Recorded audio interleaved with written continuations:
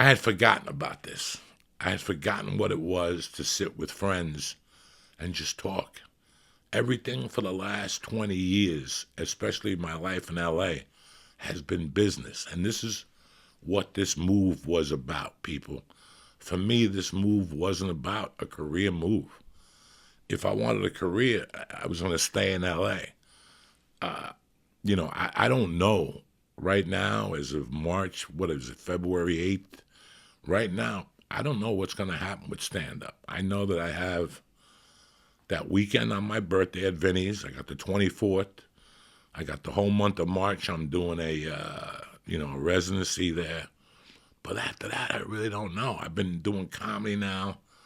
This month, right now, was when I started at Wits End 30 years ago. This is 30 years I've been doing this. So I don't want you going spreading rumors that I'm quitting. I'm not quitting.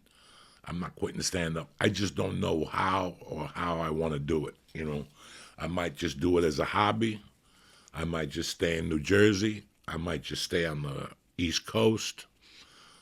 Who knows? Maybe in September my mind will change. Remember when the movie comes out? My mind will change completely.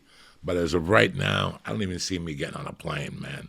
It's the weirdest fucking thing. Like, I talked to Theo. I had a nice talk with Theo. And Theo's like, dog, I'm not even looking at anything till 2022. I was like, Jesus Christ. I thought I was fucking bad. It's just, and he said it. He goes, I'm tired. We've been burnt out. I go back with Theo. I didn't know Theo at the time, but I remember playing Beaumont, Texas, which is on the Louisiana border, pretty close. Fact check me, maybe an hour, I think. I don't know. And I remember playing Beaumont and hearing about Theo. And Beaumont was Slade Ham's rooms. Shout out to Slade Ham down in Houston. He had the room out in Beaumont, and I would hear about Theo. Theo was kicking ass down in New Orleans as a young kid. So the other night when I was talking to Theo, Theo's like, dog, I'm fucking tired. I was like, God damn. I thought I was the only one. He said he was looking to buy a house in Nashville. He likes it. And he's not looking to do anything, and we're all the same. I mean, we're all doing spots.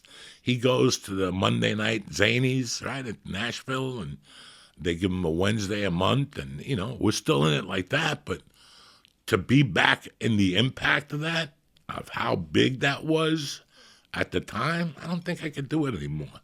It's not that I don't want to do it. I love you motherfuckers. I love performing. I don't even see myself doing a 10:30 show.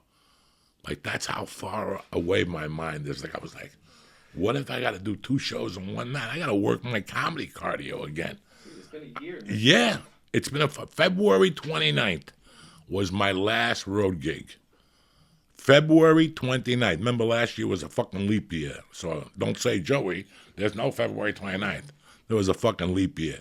I was in Vegas. My schedule last year consisted of Atlanta, one night, 2 shows, Valentine's Day in fucking Tempe, and then Vegas. I did 3 weekends on the road last year. And, I always worked out. I don't feel confident when I go on stage now, guys. I'm doing that birthday weekend, and the tickets are $25 because they have to, but I feel kind of weird. I'm not up to fucking par. I will be by that night. Once I touch the stage, shit happens. I start talking. I get a joint in me. We start fucking around, but no, I'm not a third of the comic I was, if you want me to be honest.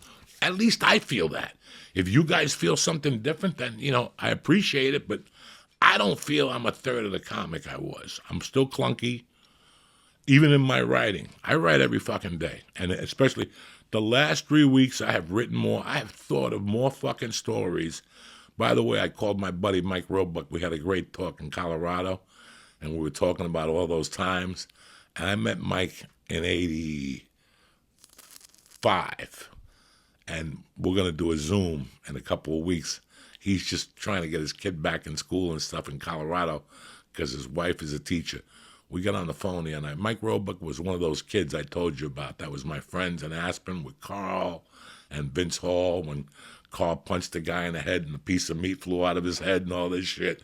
Me and Mike were on the phone the other day telling stories.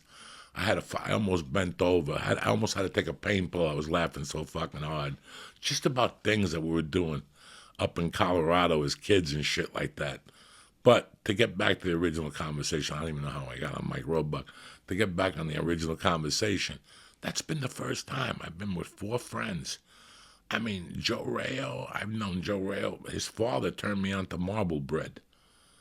Bobby Bender, his parents took me in when my mother died. Dee Dee Cardinelli, I knew her and her sister. The mother, Faye, listen to this. The mother, Faye, was the first MILF that I ever hit on. That was my first Me Too attack back in 1979. She's like Mercy's grandmother now. Mercy loves Faye. Loves Faye.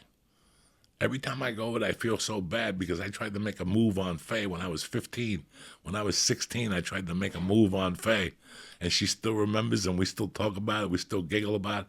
But now she's an old woman, and it's crazy how I go over there with my daughter, and my daughter disappears with Faye. They just sit on the couch. They watch cartoons. My daughter explains the cartoons to Faye. Faye fucking loves it. It's just a different world, guys.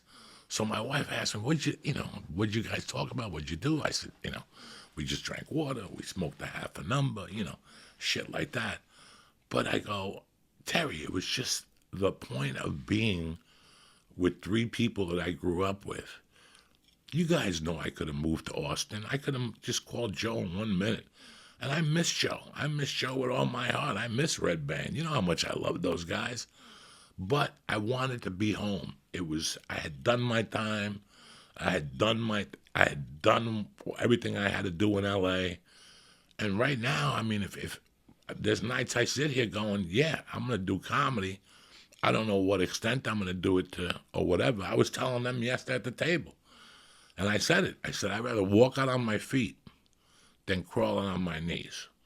What does that mean? That after a year or 2 of not doing stand-up, I start going on stage and booking these fucking rooms, and these agents are pushing, you got to charge $55. And you're like, guys, I'm not worth $55 fucking dollars. I don't want to have to go on stage and have to room walk out because I just don't have it anymore. And that's what I feel sometimes. I feel like my comedy window came and went. I swear to God I feel this. I swear to fucking God. It's just, if it's like anything. Anderson Silva was a fucking great fighter.